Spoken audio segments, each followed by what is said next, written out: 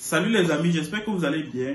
Aujourd'hui, on se retrouve pour la partie 2 de la création d'un médicament. Si tu n'as pas encore vu la partie 1, je t'invite à cliquer là, ou bien là, de regarder cette vidéo et juste après de venir sur cette vidéo aussi.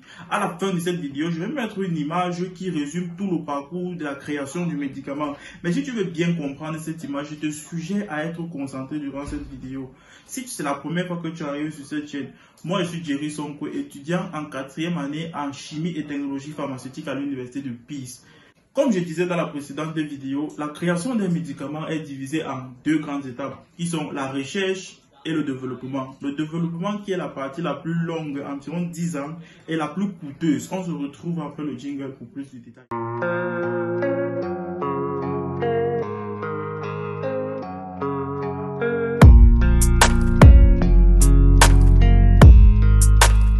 J'entre directement dans le vif du sujet en vous montrant une vue d'ensemble du développement. La première phase est la phase préclinique et cette phase consiste à tester des molécules libres obtenues à la fin de la recherche sur des cellules vivantes ou alors sur des animaux qui ont un métabolisme similaire au nôtre. Beaucoup vont me demander c'est quoi le métabolisme? C'est tout simplement les réactions chimiques qu'on observe dans notre organisme. Et le choix ou bien un exemple des animaux qui ont un métabolisme similaire au nôtre sont les rats. C'est pour cela que dans le milieu scientifique, on utilise beaucoup les rats pour des expériences, d'où le thème rats de laboratoire. Les objectifs de cette phase préclinique sont d'étudier plusieurs paramètres, dont l'absorption. Durant cette phase-ci, on étudie comment le médicament est absorbé et à partir des informations relevées, on a déjà une information ou bien plusieurs informations sur la forme pharmaceutique future du médicament, la forme optimale.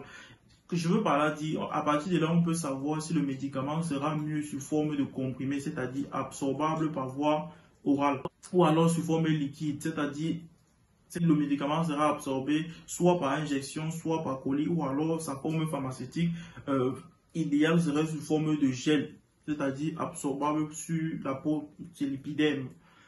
Le deuxième paramètre étudié est ici la distribution. Durant cette étape, on étudie le comportement de la concentration du médicament dans les tissus de l'organisme. C'est-à-dire on étudie comment la concentration du médicament décroît dans le temps. Alors, cela va nous permettre de savoir à quelle dose ou bien combien de fois il faudra prendre le médicament durant le traitement.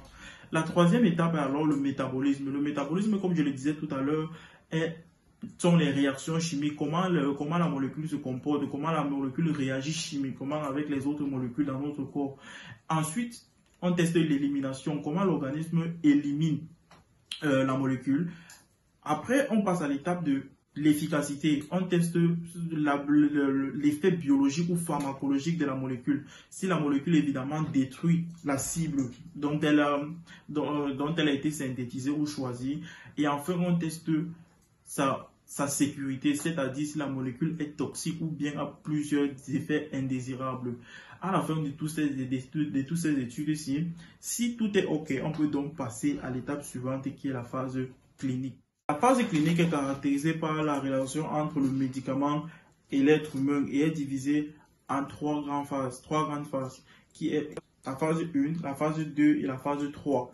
Durant la phase 1, la phase 1 se fait sur un petit groupe de volontaires sains où on teste la tolérance du médicament en augmentant graduellement la dose jusqu'à atteindre la dose maximale tolérée.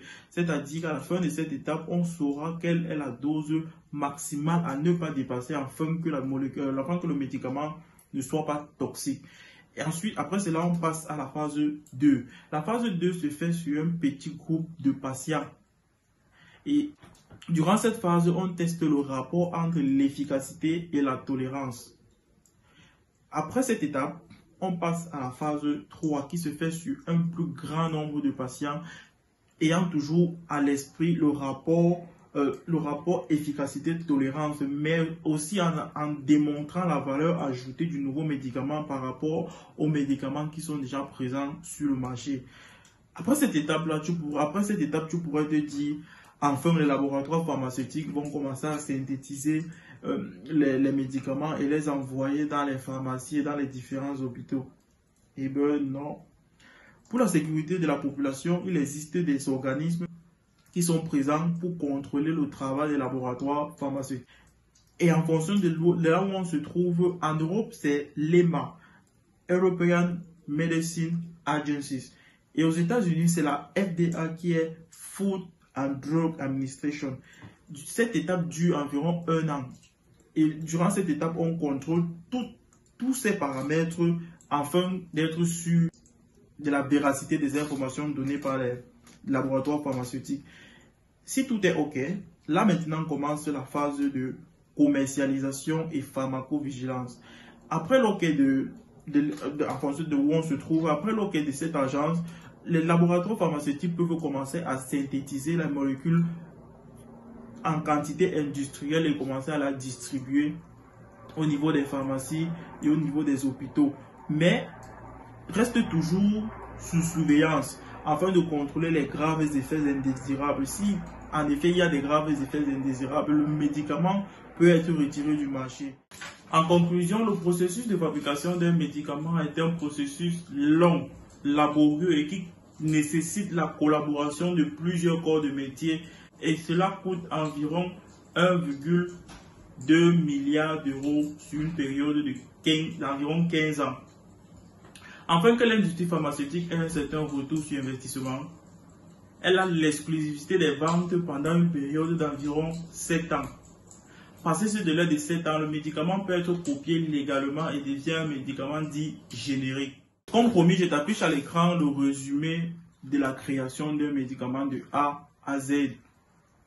Tu peux faire une petite capture d'écran et la regarder de temps en temps pour te rappeler de toute cette vidéo, de la première partie à la dernière partie. Si tu as aimé cette vidéo, je t'invite à t'abonner, à liker, à commenter et à partager afin de nous donner de la force.